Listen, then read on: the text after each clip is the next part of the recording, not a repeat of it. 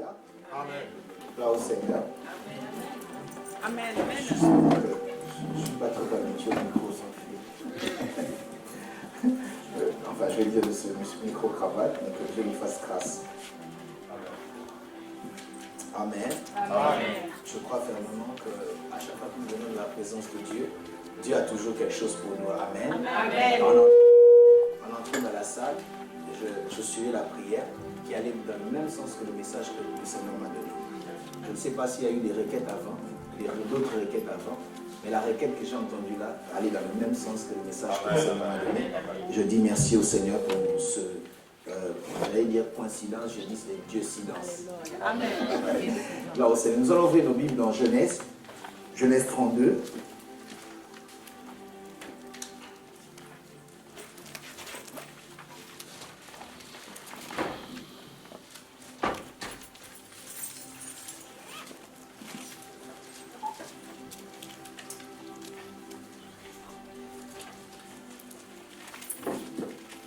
Genèse 32, donc c'est le premier livre de la Bible, Genèse, le chapitre 32, à partir de 23, et on va lire jusqu'à 32, juste pour mieux comprendre le texte et le contexte de ce que nous allons partager. Et le deuxième texte, nous le trouverons toujours dans Genèse, mais commençons par celui-là. Genèse 32, à partir du verset 23. À 3, nous lisons tous ensemble. 1, 2, 3. Il les prit, leur fit passer le torrent et les fit passer à tout ce qui lui appartenait. Jacob demeura seul. Alors un homme lutta avec lui jusqu'au lever de l'aurore. Voyant qu'il ne pouvait le vaincre, cet homme le frappa à l'emboîture de la hanche. Et l'emboîture de la hanche de Jacob se démit pendant qu'il était avec lui. Il dit, laisse-moi aller, car l'aurore se lève. Et Jacob répondit, je ne te laisserai point aller que tu ne m'aies béni. Il lui dit, quel est ton nom? Et il répondit, Jacob. Il dit encore, ton nom ne sera plus Jacob, mais tu seras appelé Israël, car tu as lutté avec Dieu et avec des hommes, et tu as été vainqueur. Jacob l'interrogea en disant, fais-moi, je te prie, connais ton nom. Il répondit, pourquoi demandes-tu mon nom? Et il le bénit là. Jacob appela ce lieu du nom de Péniel, car, dit-il, j'ai vu Dieu face à face et mon âme a été sauvée. J'ai eu le salut, j'ai été guéri. Parce que dans le mot salut se trouve tout ce que vous attendez. J'ai été béni, j'ai été élevé, j'ai été guéri, j'ai été délivré. J'ai vu Dieu face à face et j'ai trouvé le salut. On ne peut jamais rencontrer le Seigneur et rester le même. À chaque fois qu'on rencontre le Seigneur, quelque chose se passe toujours. Nous tournons nos Bibles dans nos pages dans Genèse 48, nous lisons le seul verset 2.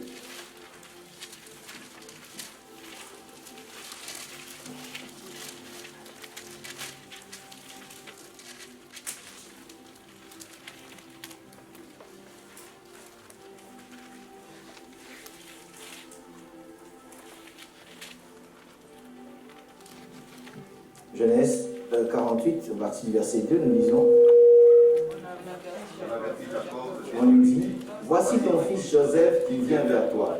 Et Israël rassembla ses forces et s'assit sur son lit. On recommence, on avertit Jacob, on lui dit, voici ton fils, vient vers toi. Et Israël se rassembla ses forces et s'assit. Je ne sais pas si vous voyez ce que j'ai vu. On avertit Jacob, mais au lieu que Jacob se lève, c'est Israël qui se lève. Amen. Et si vous lisez dans ce texte un peu plus bas, vous comprendrez, on est en train de parler de Jacob et de temps en temps on change, on parle de Israël. Amen. Et le thème que je voudrais partager avec nous ce soir, je l'ai intitulé que Jacob régresse et que Israël progresse. Amen. Que Jacob régresse et que Israël progresse. Que Jacob puisse vraiment maigrir, que Jacob puisse être diminué, que Jacob puisse même tomber, que Jacob puisse disparaître, mais que Israël lui soit vu, que Israël puisse se développer, Israël puisse s'améliorer, Israël puisse être élevé, Israël puisse apparaître alors que Jacob va disparaître. Amen. Amen. Vous savez, l'un des mots, je veux dire, le mot clé dans la vie chrétienne, c'est la croissance. Amen. La Bible dit dans Éphésiens 4, 11, qu'il a donné certains pour apôtres, prophètes, évangélistes, pasteurs et docteurs pour le perfectionnement des saints, en vue de l'œuvre du ministère. Amen. Le mot perfectionnement ici ne veut pas dire sans défaut, sans faute, non. Le mot perfection ici veut dire katatisme en grec, qui veut dire la maturation. À la maturité, n'est-ce pas, des saints pour l'œuvre de ministère. Non seulement la maturité, mais aussi comment dire, la réparation, le rétablissement, la restauration, le relèvement, le rattachement. On pense à quelque chose qui a été brisé, quelque chose qui a été blessé, mais qu'on ramène encore à la restauration, qu'on ramène ensemble, qu'on relève encore, qu'on rebâtit, qu'on fait tout cela. C'est ça le but de Dieu. Veut que nous puissions grandir. Dieu veut que nous puissions devenir meilleurs. On ne peut jamais venir à l'église pendant des années et rester le même et n'est pas devenu meilleur. On ne peut pas continuer à venir à l'église et que Jacob, vous comprenez lorsque je vais commencer à parler, Jacob soit toujours présent alors qu'Israël on ne le voit même pas. Or Dieu veut que Jacob disparaisse et qu'Israël puisse, n'est-ce pas, progresser. Aide-moi bien ton voisin que Jacob régresse et que Israël progresse. Tu puisses rentrer en arrière et laisse la place à Israël, parce que Israël, c'est Israël que Dieu aimerait utiliser. C'est Israël que Dieu aimerait bénir. Et Israël que Dieu aimerait élever. C'est Israël que Dieu aimerait utiliser. Alors pour qu'on laisse la place à Dieu, il faut que Jacob puisse régresser et que Israël soit puisse progresser. Amen. Amen. Le texte que nous avons lu, les deux textes, parlent d'une même personne, Jacob. N'est-ce pas? Dans le chapitre 32e, nous voyons Jacob dans un moment important de sa vie. Et de l'autre côté, nous voyons Jacob le soir de sa vie. Et comme j'ai l'habitude de dire, j'aime pas prendre les histoires des gens au milieu, mais j'aime commencer toujours au début, pour mieux comprendre. Qui est Jacob? Jacob, c'est le petit-fils de cet homme que Dieu avait appelé pour commencer une histoire, Abraham. Et Abraham, lui, a eu comme enfant Isaac. Et Isaac, à son tour, à l'âge de 40 ans, ça semble être un peu tard, mais à l'âge de 40 ans, on va trouver une femme pour lui. Et, n'est-ce pas, il va épouser sa femme. Et la Bible dit sa femme était stérile. Elle était stérile et Isaac, vous savez, des fois, permettez-moi d'ouvrir une parenthèse, des fois, il y a certaines bénédictions qui révèlent des faiblesses qu'on cachait. Rebecca ne savait pas qu'elle était stérile jusqu'à ce qu'elle se marie. Amen. Il y a certaines bénédictions qui peuvent réserver des faiblesses cachées. Je ferme la parenthèse, on n'a pas le temps. Alors, je disais quoi? Rebecca, n'est-ce pas, va épouser Isaac. Mais il s'avère que Rebecca était stérile. Elle ne pouvait pas enfanter. Et la Bible dit, Isaac a prié pour que sa femme puisse enfanter. J'aimerais en passant nous dire que la prière est très importante. La prière peut t'emmener là où ton argent ne peut pas t'emmener. La prière, n'est-ce pas, va t'emmener là où tes relations ne peuvent pas t'emmener. Et ce que j'aime avec la prière, je n'ai pas besoin de me rapprocher du lieu ou des personnes, mais de là où je suis, si je parle au Dieu très haut, il entend et il ouvre les portes et je parle. Je dis la prière est très importante. Alors qu'il va prier, et il va prier pour sa femme, la Bible dit sa femme va tomber enceinte. J'imagine pour une femme, si vous lisez bien l'histoire et vous comprenez encore le contexte, vous vous rendez compte qu'elle est tombée enceinte 20 ans après son mariage. Imaginez-vous, quelqu'un qui a attendu pendant des années, 20 ans après, c'est en ce moment-là qu'elle tombe enceinte. Si elle s'est mariée avec une de ses amies la même année, l'autre a eu déjà un enfant qui a déjà fini, qui a eu même son bac, qui a fait bac plus quelque chose. Mais elle n'a encore personne.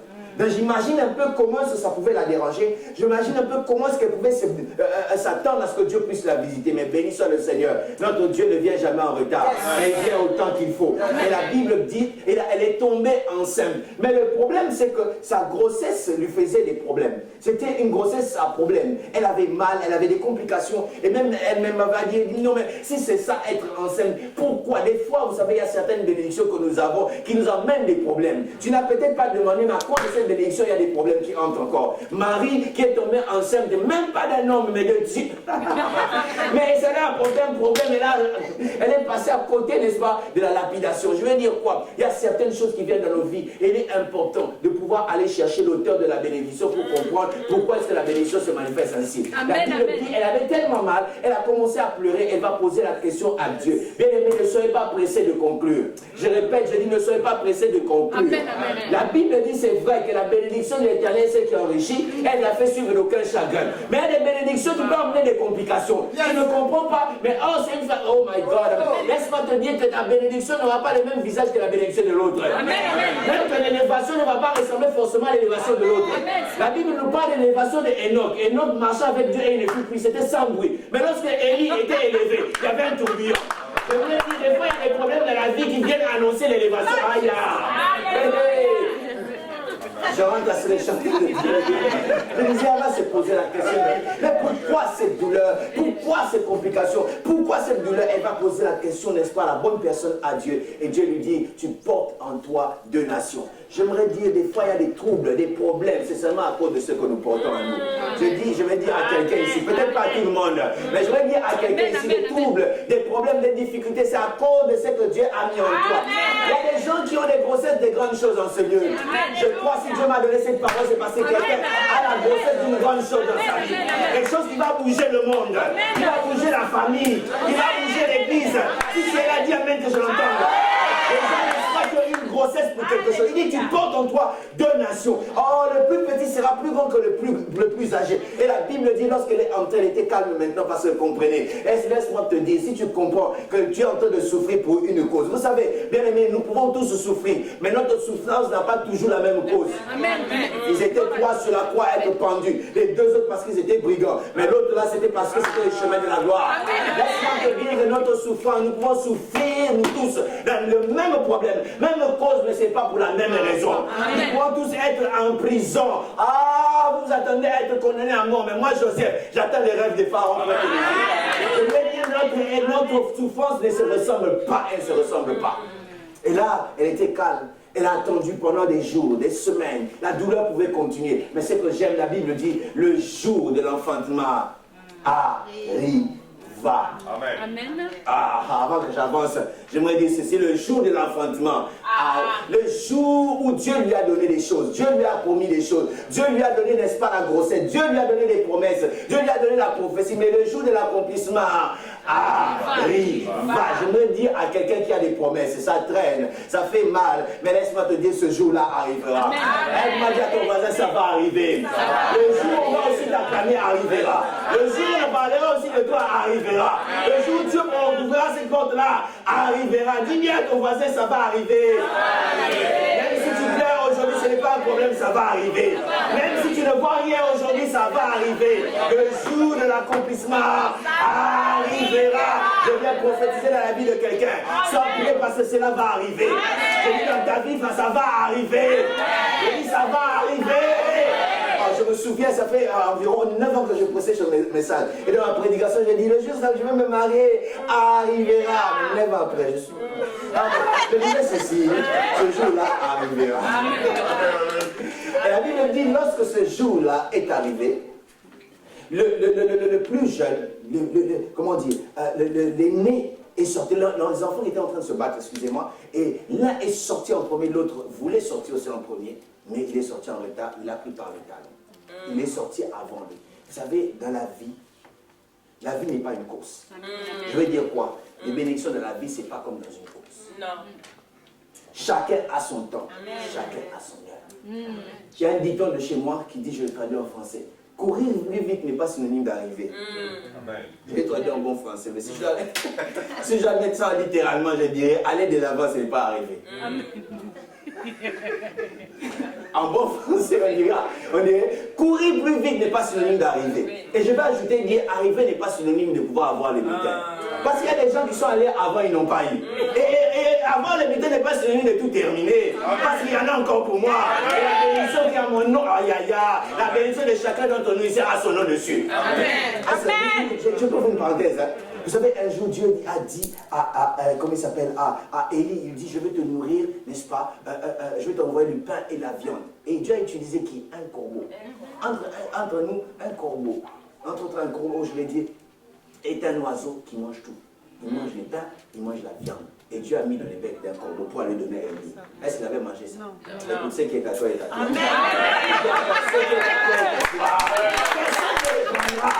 Personne ne prendra ça. Et il se battait pour avoir cela. Il est venu, écoutez bien aimé, les gens qui vont avant, ce n'est pas ça le problème. Le problème, ce n'est pas d'aller avant. Le problème, ce n'est pas être manifesté avant. Ne pas être élevé à recevoir avant. Le problème, est-ce que tu as la promesse? Isaïe était en train de courir, mais il n'avait pas la promesse. La promesse ne se trouvait pas sur le premier, mais sur le deuxième. Oh, ma Bible à moi dit, je ne sais pas qu'est-ce que la vôtre dit, mais la moi dit la gloire, la mienne dit plutôt, la gloire de la seconde maison sera plus grande que celle de la première. Laisse-moi te dire, ils ont été bénis hier. mais ils n'ont pas terminé la bénédiction. Même s'ils se sont mariés les samedis passés, ils n'ont pas terminé les samedis. Ils auront encore un samedi pour toi. Oh my God, je suis en train de parler. Ils ont été bénis hier, mais ils n'ont pas terminé la bénédiction. Ils ont reçu hier, mais ils n'ont pas reçu. Oh my God. Il y en a encore pour chacun d'entre nous. Le problème, ce n'est pas celui qui a avant. Le problème, est-ce que tu as la promesse? Est-ce que tu as la prophétie? Et Jacob, lui, il avait la prophétie. Il était le deuxième, mais il avait la prophétie. Je ne sais pas si ici, j'ai dit, je me rends compte avec Dieu. Ce qui vient après a toujours été mieux que ce qui vient avant. Amen. Voilà pourquoi ils ont vu le premier vin qui n'a jamais fait de bruit. Mais lorsque le deuxième est vin, tout le monde dit, oh, où est béni celui-là? J'ai béni Dieu. Parce que certains d'entre nous sortiront comme les deuxièmes. Qui vont amener une nouvelle ambiance de la fête. J'ai vu d'autres bénédictions ici vont amener des changements dans la famille. Et on racontera une nouvelle histoire à cause de toi. Si c'est pas un chose de pas bénir, j'attends de dire yes. Simplement en ce temps-là, cela est arrivé finalement. Il y a eu celui qui est venu le premier, l'autre deuxième. Et la Bible dit, ils ont grandi. Et en grandissant, n'est-ce pas, l'autre était un bon chasseur. Et l'autre était un bon agriculteur. La Bible dit qu'il restait dans les tentes. C'était quelqu'un qui apprenait à élever. Je vais ouvrir une parenthèse pour dire ici et réfléchir ensemble avec nous. Donc l'autre était un chasseur, l'autre était un cultivateur, si vous voulez, un agriculteur et un éleveur, celui qui élevait les animaux. En tant que chasseur, un chasseur c'est le genre de personne qui quand il va dans la forêt, il va tuer les animaux et il ramène, il bouffe les cannes. Mais un agriculteur ou un élévateur, c'est ça. Un éleveur, merci. Oui. Élévateur, c'est en anglais, ça veut dire assesseur. Un éleveur, c'est quelqu'un qui, lui, tu lui donnes 2 animaux. Qu'il accouple. Et après, il en a 2, 3, 4, 5. Mais l'autre là, il est en train vraiment de consommer et de consommer. En d'autres termes, si on donnait une forêt à Ésaü, après un laps de temps, il va changer ça en désert. C'est vrai. Amen. De l'autre côté, si on donnait un désert à Jacob avec 2 animaux seulement, il va changer ça en forêt. C'est 2 systèmes de valeurs différents. Nous avons des gens, n'est-ce pas, qui savent produire et des gens qui savent seulement consommer. Surtout les gens qui viennent de mon pays, ils aiment seulement consommer. Tu lui donnes 1000 €, ils pensent seulement aux vêtements. Il n'a pas de maison, il n'a rien, mais il pense aux vêtements. Je me souviens d'un cousin à moi, on lui pose la question, si on te donne 1000 $, qu'est-ce que tu vas faire? Il dit 1000 $, je vais prendre 500, je vais le mettre à côté pour l'ambiance. Donc il y en a qui ont, n'est-ce pas, cette culture comment dire, de la consommation et l'autre de la production. J'allais aller plus loin, mais ce n'est pas le sujet, je ferme cette part. Et je disais que vous verrez que 2 systèmes de valeurs. Et la Bible dit, puisque lui, il a emmené, vous savez, un chasseur, lui, il doit fournir beaucoup d'efforts. Beaucoup d'efforts. Il court, il transpire, il prend sa lance. Et puis si vraiment il est très fort ce jour-là, il peut avoir seulement 5 et il rentre. Un éleveur, ça peut prendre du temps. Mais lorsque ça va commencer à produire. Amen. 2 systèmes de valeurs différents. Mais la Bible dit, leur père préférait Ésaü parce qu'il mangeait du gibier. Mais Jacob n'était pas préféré. Pourquoi? Parce qu'il n'amenait rien. Ésaü peut ressembler à ce frère-là. Lorsqu'il vient à l'église toujours avec ses clés de contact, aujourd'hui c'était une Mercedes, l'autre c'était, n'est-ce pas, une Toyota Jeep, après lui, je ne sais pas, ce serait une Ferrari. Et toutes les sœurs de l'église ne regardent que ses frères. Mais il y a des pauvres frères qui sont à côté, ils ont des chaussures qui ont des blessés, et extérieurs et intérieurs. Ils ont des chaussures qui disent, où est Dieu? C'est là-haut. Et personne ne regarde ces gens de frères-là. Tout le monde est attiré sur ce frère-là parce qu'il travaille à la BNP. C'est ici à BNP. BNP ou CL. Ok.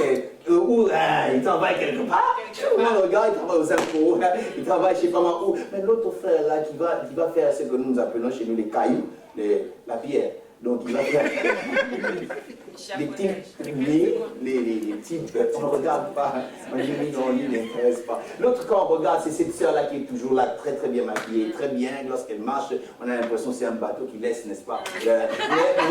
L'autre sœur qui est calme, qui est rien, peut-être qu'elle n'a pas l'argent pour faire les tissages et tout ce qu'on peut dire, on ne la regarde pas. Et Ésaü, l'autre là, on le préfère parce qu'il amène quelque chose. Mais le problème, ce n'est pas ce qu'il amène aujourd'hui. Le problème, qu'est-ce que son futur est en train de cacher?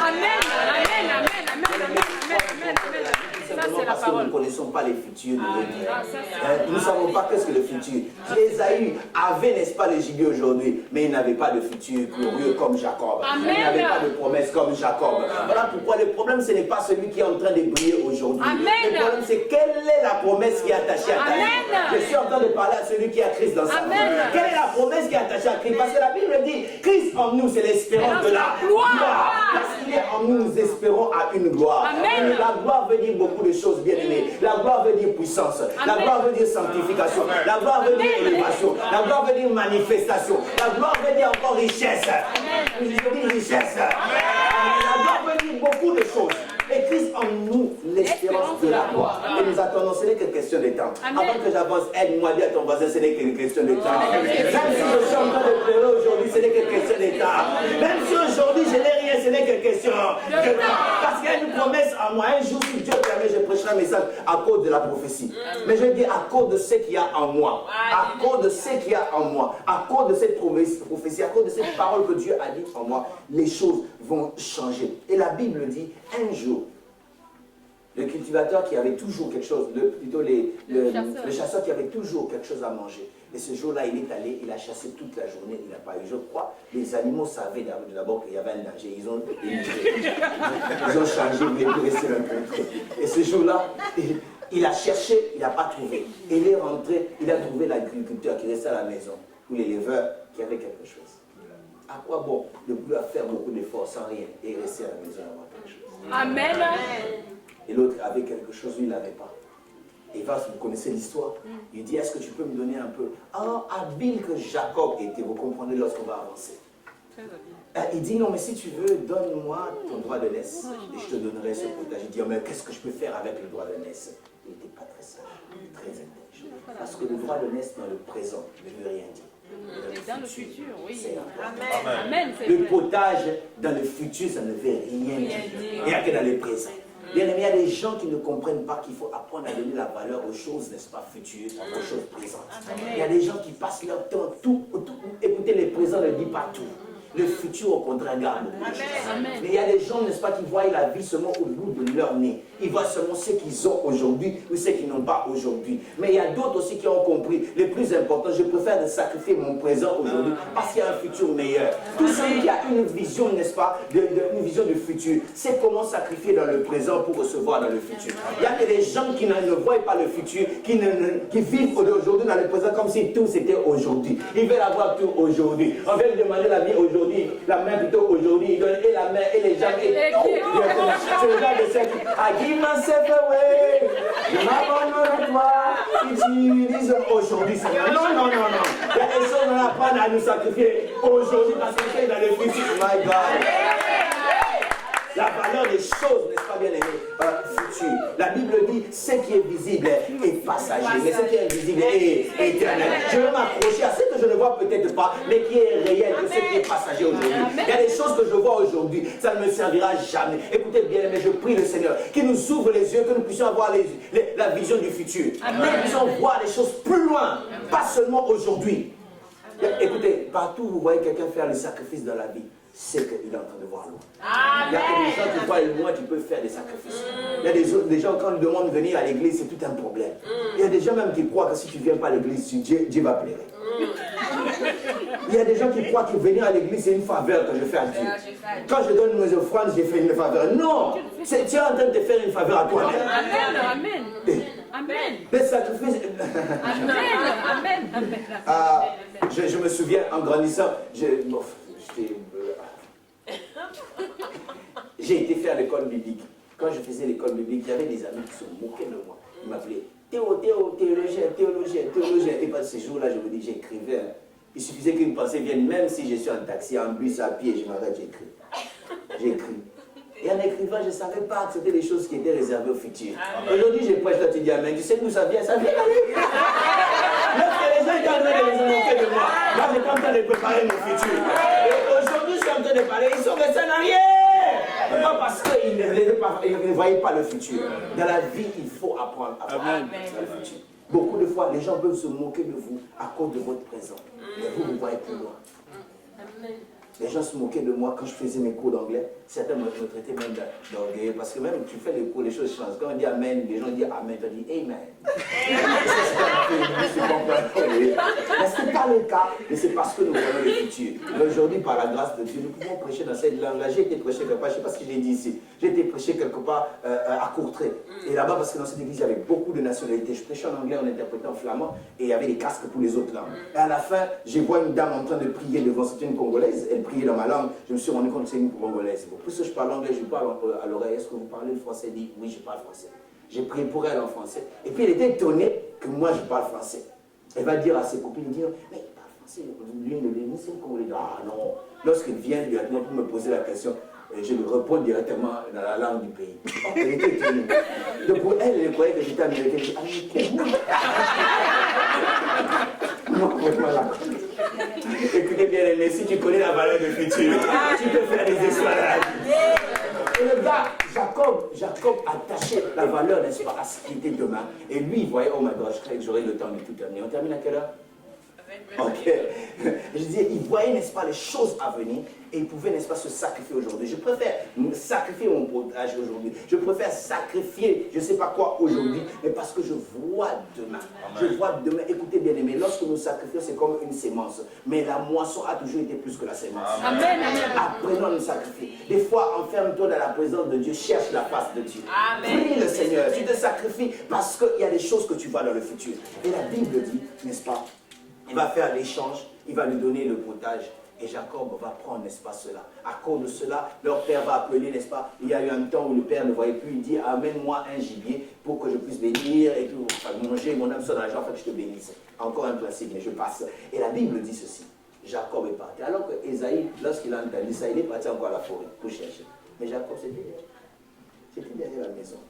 Il a pris, et il a fait ce qu'il devait faire. Malheureusement, il s'est fait passer pour son frère, alors qu'il ne l'était pas. Il a pris, n'est-ce pas, cette bénédiction. Je ne sais pas si on doit parler de voler la bénédiction, mais pour aujourd'hui, je parlais de voler. Mais la prochaine fois, si je venais, je parlerai de négocier. Amen. Dans la vie, parenthèse, il ne faut jamais négocier en temps de faiblesse. Il y a des gens qui ont parce qu'ils étaient faibles, ils ont négocié comme Esaïe. Il a laissé partir. Il a révélé dans le futur. Amen. Il y a des gens, parce que je n'ai pas de papiers, je vais poser qui je vais. Et il y a des frères dangereux aussi. Je vois un frère veut faire la cour à une sœur avec son passeport européen, vous lui montrer la cour parce que la sœur n'avait pas de papiers. C'est quoi ça? Moi, je ferme. Beaucoup de parenthèses, excusez-moi. Je disais quoi? Et il s'est fait passer pour son frère. Et il a volé la bénédiction. Il a usurpé la bénédiction. C'est normal. Parce que son nom voulait dire un voleur, trompeur, usurpateur, tout celui escroc. Ça veut dire un arnaqueur. C'est tous les mots que vous connaissez, c'était la signification de son nom. Il a volé cela. Mais laissez-moi nous dire que tout ce que nous prenons mal, bien aimé, nous devons, si tu mens pour avoir quelque chose, tu devras mentir pour garder ça. Si tu voles quelque chose, tu devras faire quelque chose de mal pour pouvoir garder ça. Et parce qu'il avait pris ça de force, la Bible dit son frère s'est fâché et voulait le tuer. Et sa mère va lui dire, va fuir, va vers chez ton oncle. Et la Bible dit, Jacob va se retrouver chez son oncle. Et chez son oncle là-bas, il va, n'est-ce pas, tomber amoureux de la fille de Rachel qui était belle. La Bible dit qu'elle était belle de taille et de figure. Même la Bible précise cela. Donc, belle de taille et de figure. Et il a vu ça, on l'a aussi trompé. Au lieu de lui donner, n'est-ce pas, Rachel pour laquelle il a travaillé pendant 7 ans, on lui a donné une autre. Je veux dire, ce que nous faisons aujourd'hui, bien aimé, va nous retrouver demain. Amen. Ce que tu fais aux autres, on te le fera aussi. Amen. Ne vous y trompez point. C'est qu'un homme aura sémé, c'est ce qu'il va moissonner. Moi, j'ai appris une chose dans ma vie, n'est-ce pas, que ce que je cherche, je fais ça d'abord pour les autres. Amen. J'allais continuer le témoignage que j'avais commencé une fois qu'on était là-bas, mais ce n'est pas pour aujourd'hui. Un autre jour, si Dieu le permet. Il avait, n'est-ce pas, trompé, on l'a escroqué aussi, on l'a fait ce qu'il pouvait faire. Et la Bible dit qu'il devait travailler encore 7 ans. Une précision, il n'a pas attendu 7 ans, on lui a donné la femme le lendemain, il a travaillé comme à crédit 7 ans. Et il avait cette femme-là. Et avec tout ce qu'il y avait dans sa maison, il se retrouve, il a aimé une femme, mais il s'est retrouvé avec 4 femmes. Ça encore un autre message, mais nous y entrons pas, sinon on va se perdre. Amen. Donc, il se retrouve là, et son beau-père Son oncle, si vous voulez, qui avait beaucoup de rôles dans sa vie, c'était 1, son beau-père. 2, son oncle. 3, son patron. C'est d'abord son oncle puis son beau-père. Son oncle, son beau-père, son patron. 3 rôles. Et j'ose croire qu'il les faisait, n'est-ce pas, des micmacs, il faisait, n'est-ce pas, des jeux, des blagues, donc il ne pouvait pas avancer dans la vie. Pourquoi? Parce que j'ose croire que son oncle disait, hey, tu veux discuter, essaie, je vais dire à Esaïe que tu es ici. Et il ne pouvait rien faire. Il a fait des années dans cette maison, jusqu'à ce qu'un jour il va se décider de quitter la maison pour aller rentrer dans son pays. Et il s'est décidé, n'est-ce pas, de pouvoir rentrer.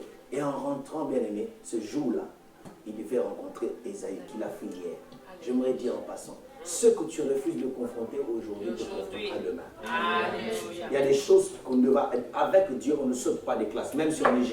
Amen, amen. Si tu ne confrontes pas aujourd'hui, cette même chose reviendra encore demain. Amen. Et le lendemain, il devait revenir, n'est-ce pas, pour voir, rencontrer son frère face à face. Et ce n'était pas facile pour lui, parce que son frère était tellement fâché qu'il devait tuer. Il a dit, je vais lui faire du mal, je vais le tuer. Le jour où je le verrai, je le tue. Tellement qu'il avait peur. Derrière, il a laissé là-bas, il n'y avait rien. Mais devant, il y avait Esaïe. Qu'est-ce qu'il va faire? Et la Bible dit qu'il a séparé, n'est-ce pas, sa famille en 4 groupes. Le premier groupe part, le deuxième, le troisième. Et lui-même, il est resté en arrière. En d'autres termes, si ça bade, moi, j'aurai l'état de fouille. Quelle charge de leader. Des gens qui sacrifient les autres pour eux. Et nous en avons aujourd'hui à l'église, dans nos maisons, dans nos familles, dans le monde, des gens qui veulent sacrifier les autres pour leur bien. Ils sont prêts à parler du mal des autres pour que lui puisse avoir une bonne image.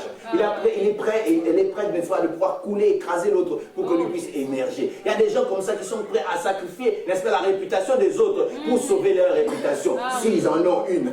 Ils sont prêts à dire du mal des autres pour eux. Je me pose la question, quel genre de chrétiens nous avons aujourd'hui? Ça m'énerve, et je crois que je ne pêche pas de m'énerver ainsi, de voir des chrétiens, n'est-ce pas, aller à la télé pour couler les autres chrétiens. Mais c'est anormal. En même temps, les autres là sont en train de gagner leur mosquée. Mais les gens sont comme... En France, ici, les gens ne connaissent toujours pas le Seigneur. Tout ce que vous avez en train de discuter à gauche et à droite. C'est nul.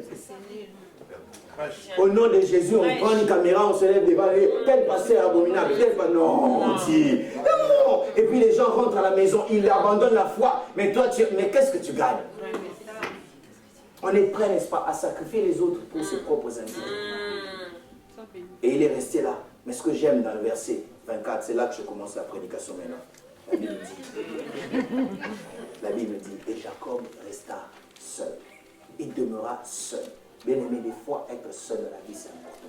Le tournant ne commence pas lorsque tu es en groupe, mais lorsque tu es seul. Amen. Lorsque tu es seul avec Dieu, des fois, c'est en ce moment-là que le tournant vient. J'aimerais dire à quelqu'un ici, tu te poses beaucoup de questions. Qu'est-ce qui se passe? Qu'est-ce qui se passe? Tu n'as peut-être pas de réponse, mais des fois, Dieu veut t'isoler. Il a dit, je l'emmènerai dans le désert, je parlerai en son cœur. Il y a des endroits où tu n'entendras jamais Dieu. Dieu doit t'emmener seul à seul pour qu'il puisse parler à ton cœur afin que tu puisses entendre. Et la Bible dit, il demeura seul. Quand il était seul, c'est en ce moment-là qu'un ange lui est apparu. Un ange est venu pour combattre avec lui. Je crois, lorsque l'ange est venu directement, il a cru peut-être que c'était Esaü. Il a commencé à se battre. Il ne savait pas, il se battait. Vous savez, des fois, il y a des gens, quand tu t'attends à quelque chose, tu es en train de, tu es en train d'appréhender certaines choses. Tu te prépares déjà, tu as un mécanisme qui se développe. Tu te défends sans même vouloir.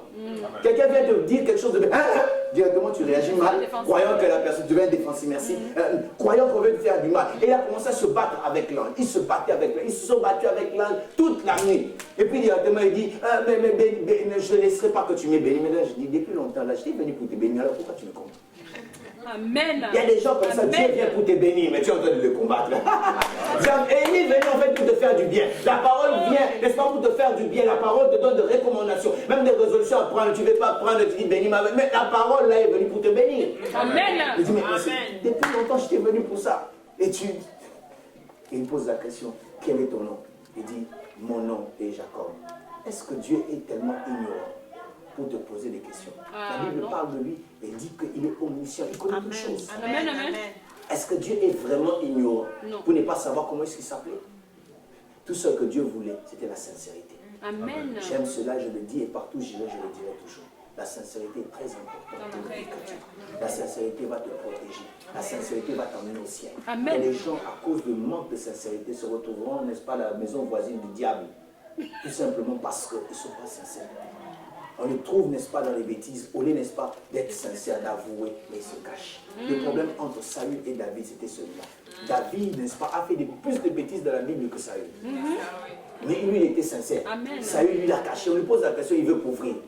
Je disais tout à l'heure, si tu fais un mal, tu couvriras, tu vas aller en couvrant, et tu vas te détruire, tu vas même te couvrir, tu vas te faire. Amen. Mais c'était la sincérité que Dieu veut. Qui es-tu? Qui es-tu? Avant que j'avance, aide-moi, dis à ton voisin, qui es-tu? Qui es-tu? Qui es-tu? Qui es-tu? Est-ce que quelqu'un peut être sincère, assez sincère pour dire à Dieu, je suis sorcier, moi je suis un voleur, moi je suis un brigand, moi je suis ceci. Est-ce qu'on peut être sincère, n'est-ce pas, pour dire, moi je suis un impudique, moi je suis un fornicateur, un adultère, moi je suis quelqu'un, moi je suis moi. Est-ce qu'on peut être sincère à ce niveau pour dire à Dieu? Mais lui il a dit, je suis Jacob, mon nom est Jacob. Jacob qui veut dire je suis le voleur, je suis le trompeur, l'usurpateur, je suis l'arnaqueur, je suis ce bandit, je suis. Et Dieu lui dit, on ne t'appellera pas, ou plutôt l'ange lui dit, on ne t'appellera plus Jacob, on t'appellera Israël. Parce que tu as combattu, tu es avec Dieu et les hommes, tu étais vainqueur. Dans notre version, on dit que ça veut dire vainqueur et ça veut dire aussi un prince. Tu n'es pas un voleur. Tu es un prince. Les hommes t'ont toujours vu comme un voleur, mais moi je te vois comme un prince. Amen. Les hommes t'ont toujours vu comme quelqu'un qui est un loser, un perdant, mais n'est-ce pas, moi je te vois comme une réussite et un prince. Les gens ont vu que toi tu ne peux pas avancer, mais moi je te vois autrement. Laissez-moi nous dire, lorsque Dieu nous regarde, il ne regarde pas comme les hommes. Voilà pourquoi je ne laisse pas l'autorisation que les hommes puissent me donner une identité. Parce que mon identité, ce n'est pas ce qu'ils disent, je suis ce que Dieu dit que je suis. Ils peuvent dire que je dis plutôt que je suis petit, mais moi je sais que je ne suis pas petit. Ça c'est eux qui sont en train de voir. C'est Dieu, n'est-ce pas, qui sait qui je suis réellement. Je préfère entendre et écouter Dieu pour me comporter selon ce que Dieu dit. Dieu dit que je suis un prince en Jésus-Christ. Dieu dit que je suis un racheté en Jésus-Christ. Dieu dit que je ne suis pas un maudit, mais je suis un béni. Je ne suis pas ce que toi tu dis que je suis, mais je suis ce que Dieu dit que je suis. Il dit que tu es un prince, tu es Israël. Et à partir de ce moment, vous allez vous rendre compte, en lisant la Bible, il y avait des temps où on parlait de Jacob, on parlait d'Israël. Un peu comme dans le chapitre 48e, verset 42 et même en bas. Vous verrez, tantôt on parle de Jacob, tantôt on parle d'Israël. On parle de la même personne, mais des fois Jacob, de l'autre côté Israël. Jacob, c'est ce nom, n'est-ce pas, qui représente le vieux homme qui était avant de rencontrer le Seigneur. Amen. Israël, c'était le nouvel homme. En chacun d'entre nous, il y a un Jacob et une Israël. Je veux dire, un Israël en nous. Il y a des fois, tous les hommes mariés, tu vas, n'est-ce pas, la nuit, tu dors avec Israël. Mais le matin, tu ne sais pas, il s'est déjà réveillé comme Jacob. Amen. Jacob, c'est ce vieil homme-là qui est en nous. Un jour, il y avait un frère qui s'est converti. Avec la joie de la nouvelle naissance. Il était content. On dit non, on va vous baptiser. Oui, moi je veux me faire baptiser. Il dit on va dans un baptistère. Il dit non, pasteur, moi je veux que ce soit dans l'eau qui coule. L'eau qui est en train de couler dans une rivière. Là c'est mieux. Comme ça le vieux homme va aussi partir directement. Le pasteur dit il n'y a pas de problème. Et il va le prendre, il va le baptiser. Alors il va baptiser directement. Et le frère était content. Il dit, le vieux homme est resté dans l'eau, il sautait, il est resté dans l'eau. Et quelques jours après, l'homme encore tombe dans les péchés qu'il avait l'habitude de tomber. Il dit, je suis encore tombé. Le pasteur dit, mais je croyais que le vieux homme était resté dans l'eau. Il dit, non, pasteur, je ne savais pas qu'il savait nager. Et il m'a rattrapé. Bien aimé, j'aimerais nous dire, en chacun d'entre nous, il y a un Jacob et il y a aussi un Israël.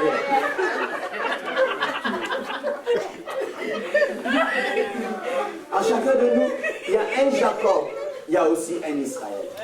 Il y a le vieux homme et le nouvel homme. C'est là que j'ai trouvé la prière aujourd'hui.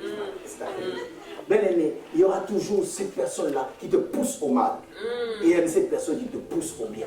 Bien aimé, tel que nous sommes ici, tous tels que nous sommes ici, personne n'est épargné. Jacob est dans nous. Israël aussi est en nous. Si la tentation vient fermer, il faut frapper à ta porte. Ne prévois jamais Jacob ouvrir. Parce que lui et la tentation se connaissent. Envoie Israël. Si tu envoies Jacob, tu vas regretter. Et la tentation et Jacob, ils sont des amis. En chacun d'entre nous. Et, vous savez, je me souviens, je le dis à ma honte, je me suis converti. Je me suis converti 2 mois après, 1 mois et demi après, je suis allé dans une fête. Et dans une fête, on a mis une chanson que j'aimais. Dans la fête, en fait, on a mis la chanson que j'aimais beaucoup. À Jacob. Jacob. Et là, je pose la question, excusez, les toilettes, c'est où? On m'a montré les toilettes, je suis entré dans la toilette. J'ai chanté. J'ai chanté. Quand je suis venu, je suis sorti comme un saint rire. Et en parlant comme ça, il y a des gens qui se retrouvent. À chaque fois que vous permettez, n'est-ce pas, que Jacob puisse sortir, Jacob puisse se manifester. Jacob est tellement vivant en vous qu'on ne voit que lui. Et Israël ne se manifeste pas. Jacob qui est jaloux ou cette jalouse-là qui dort encore en vous. Il suffit qu'une sœur vienne même témoigner le Seigneur. La jalousie monte. Quand on témoigne de la grandeur de Dieu. Oh, je bénis le Seigneur. Dieu m'a donné, n'est-ce pas, un enfant et tout le monde. Jacob est en train de réagir. Et aujourd'hui, l'église ne va pas de l'avant à cause de Jacob que nous avons laissé à progresser. Oh, Jacob doit régresser et Israël progresser. Oh, même dans les couples, je disais tout à l'heure ici, tu vas dormir Israël, on vient de l'église, oh, gloire à Dieu, gloire à Dieu. Tu dors, mais c'est que tu ne sais pas, les maris ne se réveillent pas en Israël, ils se réveillent en Jacob. Et directement, il dit, allez, amène le déjeuner. Et Jacob, le colérique. C'est comme si on est dans l'armée. Et c'est le Jacob. Le Jacob, n'est-ce pas, qui a réagi. Le Jacob qui surgit encore. Et le Jacob bien-aimé, c'est lui qui fait des dégâts. Même dans la maison de Dieu. Nous sommes allés prêcher, je ne sais pas si j'ai raconté ça ici une fois, avec des amis. On va prêcher, parmi nous, il y avait un qui voulait prêcher les païens. Mais un des païens était en train de l'embêter. Il dit, ok, parce que tu veux l'interrompre, je te laisse parler avec, et lorsque vous allez terminer, je vais continuer ma prédication. Il les a laissés. Mais à un moment, n'est-ce pas, il dit, non, j'ai fini, il rentre, pour commencer à continuer à prêcher. Nous autres, nous prêchons les autres amis à gauche et à droite. Et l'autre là qui dérangeait, revenait encore pour déranger. Les frères s'est levé. Jacob s'est levé. Il dit, toi, tu as exagéré. Il a commencé à enlever les vêtements. Je vous dis, et nous qui étions venus prêcher, et les gens qu'on était venus prêcher, on a commencé à les séparer, à les calmer. Pourquoi? Parce que Jacob s'est levé. Parmi nous, peut-être, il y a des gens qui ont fait des sports ici, le judo. Vous savez, moi, j'ai fait le judo, ça fait 23 ans, mais c'est pas parti, hein. Il suffit seulement que Jacob se réveille là. Bien aimé, laissez-moi nous dire, le mauvais toi là est toujours en toi. Et il faut apprendre, n'est-ce pas, à le crucifier. Si tu ne le crucifies pas, bien aimé, il va frustrer ta destinée. Si on ne sait pas, n'est-ce pas, on ne sait pas faire régresser Jacob et faire progresser Israël, je vous dis, bien aimé, on va frustrer notre futur et notre destinée. Tu vas faire des dégâts et des dégâts. J'ai vu, n'est-ce pas, des gens chassent, des pasteurs chasser les membres avec leur verset, avec la parole de Dieu. Ils parlent, mais ils blessent les gens. Ils ne se rendent même pas compte, parce qu'en fait, ce n'est même plus lui qui parle, c'est Jacob. C'est plus les serviteurs de Dieu qui parlent, c'est Jacob. Voilà pourquoi, bien aimé, s'il vous plaît, je vous en conjure, priez pour tous ceux qui montent à la chair. Parce que des fois, un problème peut-être avec sa femme, si c'est vous qui allez payer. C'est cette colère-là à la maison, là.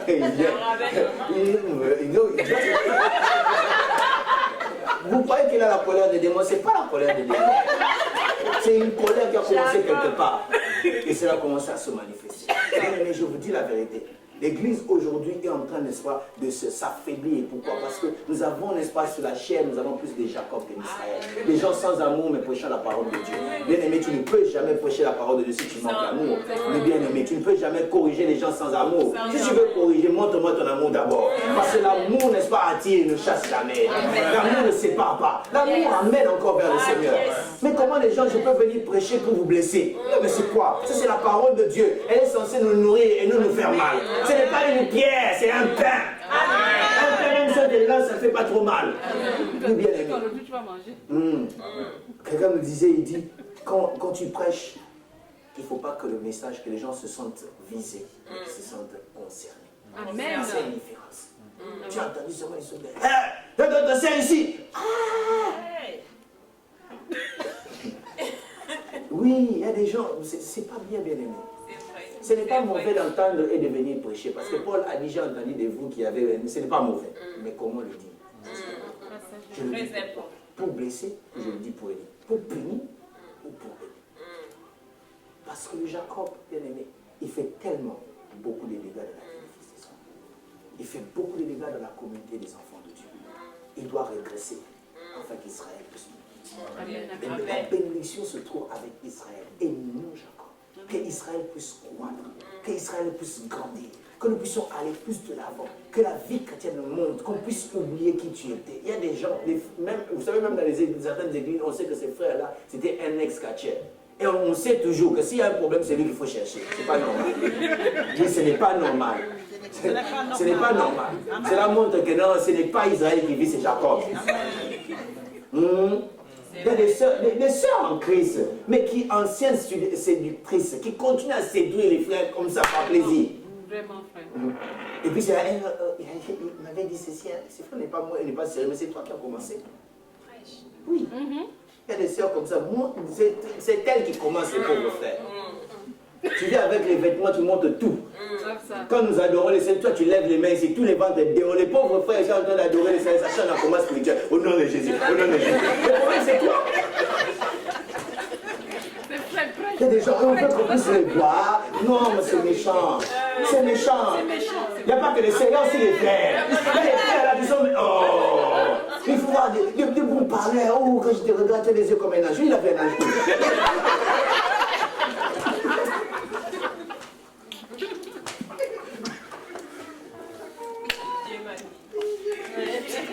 Ça, c'est la plus définition de faire. Dieu m'a dit. Donc, on me dit, oh, les mains ne bougez pas. Dieu m'a dit. Si Dieu m'a dit, t'as dit. Moi, les temps aussi qui me disent.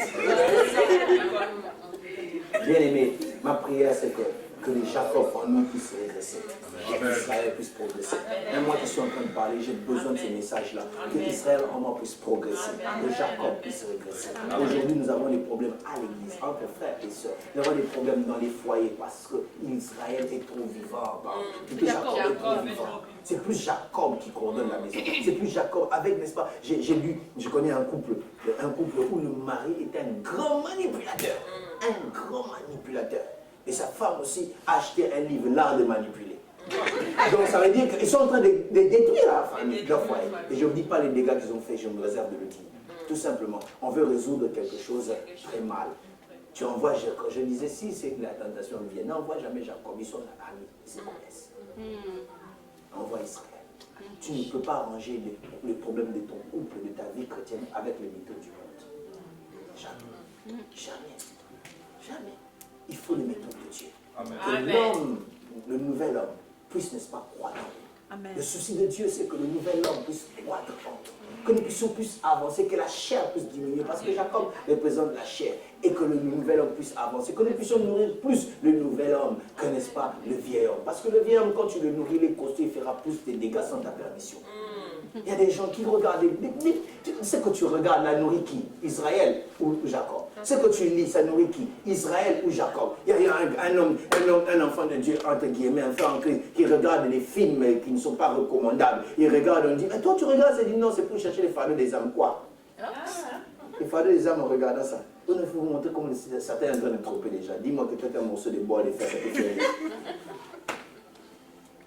Ce que tu fais, tu lis, tu regardes.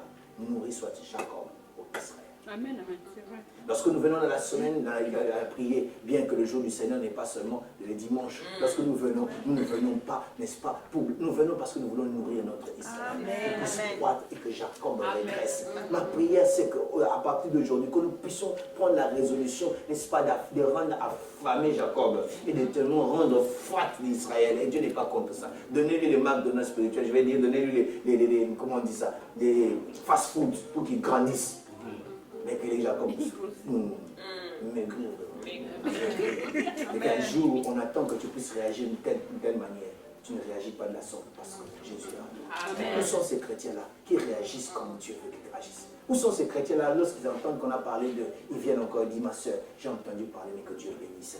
En tout cas, tu m'as fait du mal, je te pardonne. Combien d'entre nous ici gardent encore les gens de leur cœur, ils ne veulent pas pardonner? Mais ils se réclament chrétiens. Ils parlent de Dieu, ils disent que moi, mais tu ne veux pas pardonner. Tu ne veux pas, n'est-ce pas? Non, parce qu'on a parlé de toi. Bien aimé, ça fait mal qu'on puisse parler de soi. Ça, c'est vrai. Même moi, j'aime pas qu'on parle de moi. Mais seulement, si Jacob doit réagir, c'est pas bien. Il faut qu'Israël puisse réagir. Tu as parlé de moi, mais je te pardonne. Je t'aime encore. Et que nous ayons les gens qui vont pardonner les gens qui leur ont fait du mal. Il y a des gens qui sont le blocage à leur vie parce qu'ils ne veulent pas pardonner. Là, si tu es ici, c'est à toi que je m'adresse. Si tu ne sais pas pardonner, tu ne pourras jamais aller de l'avant. Regardez la suite, lorsqu'il fallait bénir ses enfants, c'était Israël qui s'est levé. Parce que la bénédiction se trouve dans Israël. Amen. Pas dans Jacob. Amen, amen. Bien aimé, l'heure est venue que nous puissions marcher selon l'esprit. pour ne pas accomplir les désirs de Jacob. Pour laisser Israël se manifester, aller plus loin. Ça, c'est ma prière de chaque jour. Que le Seigneur nous fasse grâce. Amen. Parce qu'on peut se tenir debout, on va prier le Seigneur.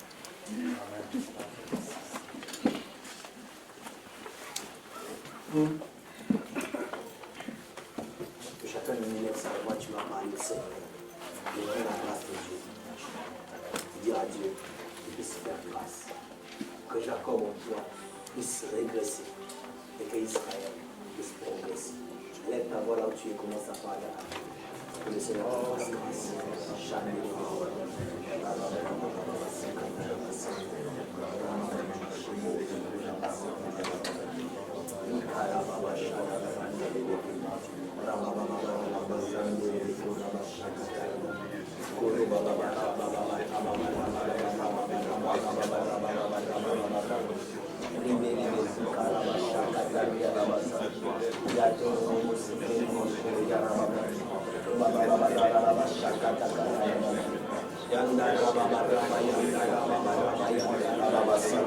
Seigneur, j'ai besoin de ta grâce. Que Jacob en moi régresse et qu'Israël progresse. Seigneur, mon Dieu, mon roi, je prie que Jacob régresse et qu'Israël progresse. Matila Bassata, Leketelego, Mandere de Promosa, Makaliba, les écoles de Prosuke, comme le Chiarabala.